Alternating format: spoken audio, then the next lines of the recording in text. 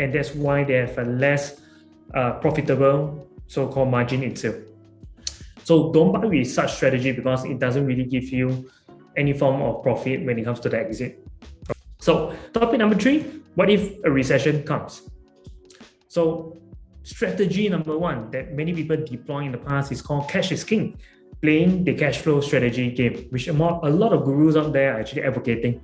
So what if in 2013, where the market is all-time high, okay, and you still want to invest, and then shortly later we have the downturn, right, or the technical recession, or if not, the total debt servicing ratio that was introduced. So you are going for the highest rental yield in the market and buying at the cheapest so-called apartment to purchase in per square foot. So in this chart itself, on the left side, we see the dollar in terms of per square foot, okay, and the bottom left legend, you will see the year in color coding. Basically, the more faded it is, the later it is, which I'll share with you later on the next click. All right, but at the bottom itself, what we have here is all the different products that is the cheapest in 2013 in terms of PSF. So if you would have bought one of these cheapest top 10 private apartments in 2013, this is how it looks like in terms of its price and also its exit. So what it means is that if you bought it in 2013, the darker color actually shows your entry. The most faded bar within the product itself actually shows the latest time of exit. So very interestingly, for Bedok shopping complex as an example here, if you bought in 2013 because it has high rental yield, it's very cheap, but this product itself is only 60 years lease. Okay, it has this commercial and also residential component. So the residential component will go about what, $400 over per square foot. But in year 2021, you actually, our valuation is only worth almost less than 50% of the original buying price. Okay, so we're trying to find data relating to the so-called trending of how this property will purchase based on this highest rental yield and also the cheapest property purchase price.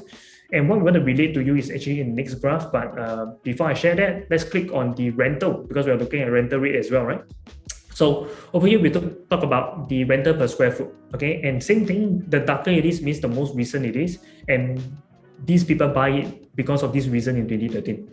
And the lighter it is shows the rental last year, which is 2021. And you can see that as time passes, which is the faded circle, the rate of rental yield actually drops, okay? Or the, not rental yield, but the dollar per square foot actually drops. So the older it is, the lower the commanding rental per square foot it is, right? Which is very common because you're renting a property, you do not want to rent something old, right? The older it is, it should command lesser premium.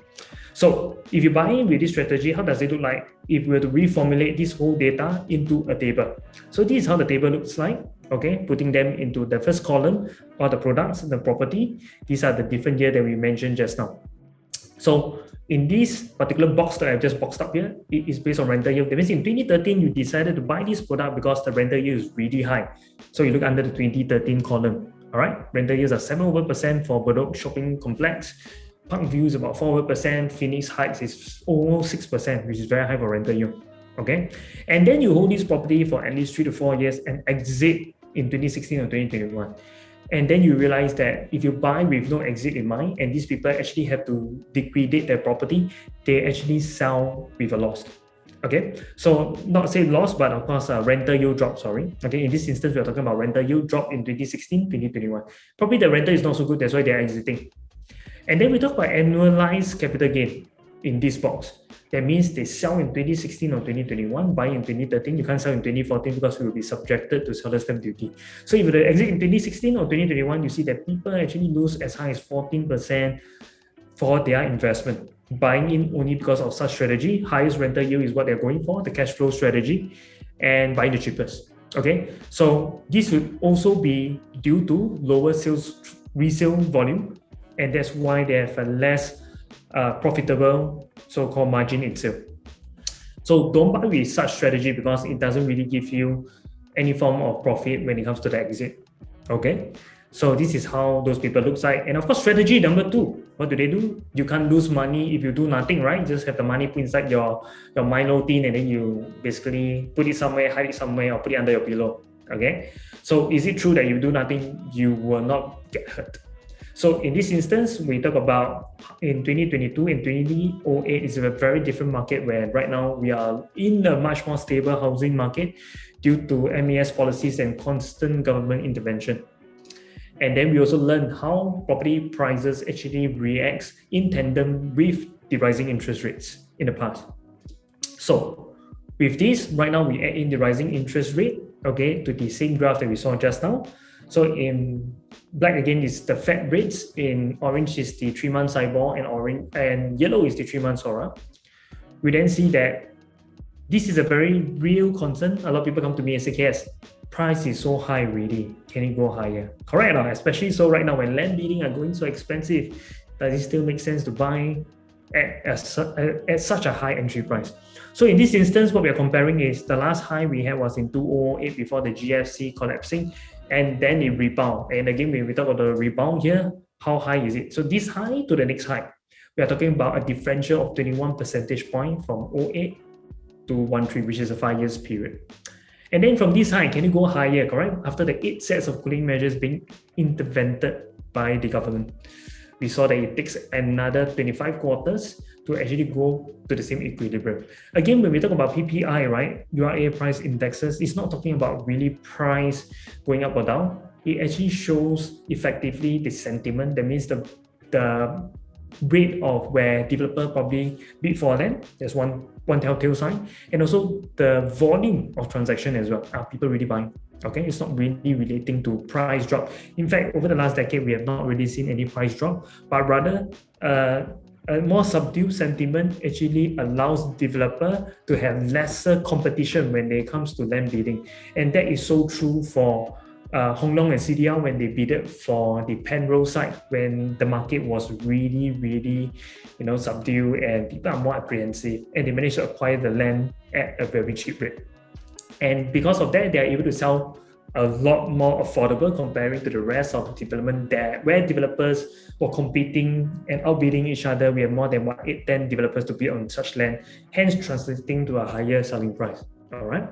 So in this instance, what I want to get at as well is, if recession is going to happen next, can you imagine how a price reaction looks like? Because again, when they rebound, what we see is price more often than not shoot beyond the last threshold. Okay.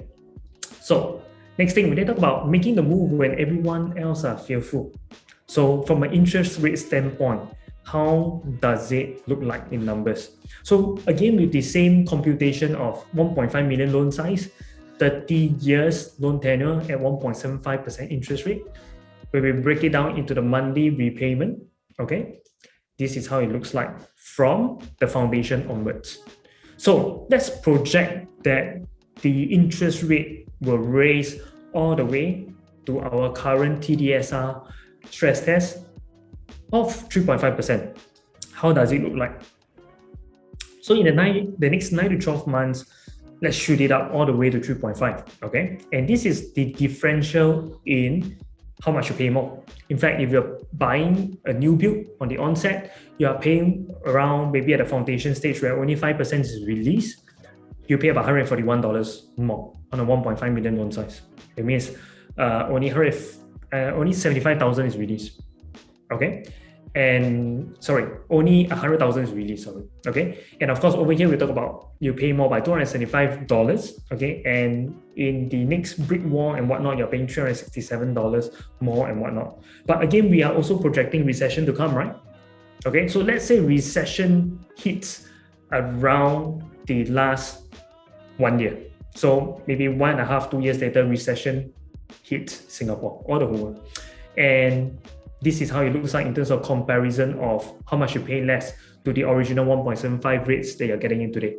We are talking about you save about $249, okay, at the roots and car park drainage area, which is one of the highest disbursement already back then. And TOP, when you pay the max, the lump sum of 25% disbursement, 4,000 plus, but over here, because you drop back down to 1%, you actually pay $3,859, which equates to $427 cheaper. So this is how we actually use interest rate to work for us in the event of we are projecting a very lopsided interest rate environment over a span of the next 2 to 3 years. Okay, and this is how I'll do it. Okay, so next we then talk about making the move again when others are fearful, which is the same point that we are illustrating. But again, leave at MB. How many of you went to the site and then queue up to buy a unit? Either yourself or if not, with your buyers as well, because we have practitioners that are also in this so-called masterclass altogether. How many just happened not too long ago? In fact, over the last 2 weekends, if I'm not wrong, and prices actually shoot up all the way to 2,387 per square foot. In fact, we saw the remaining unit, it went up to close to about what, 2008, right? PSF.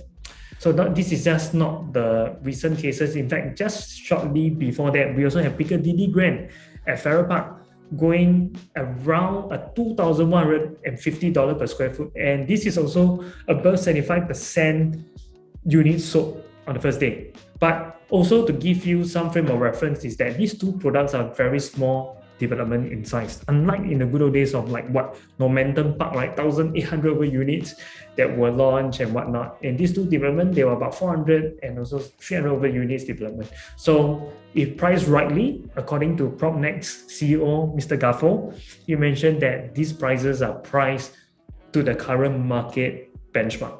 All right, hence 70% were taken up during the day of launch.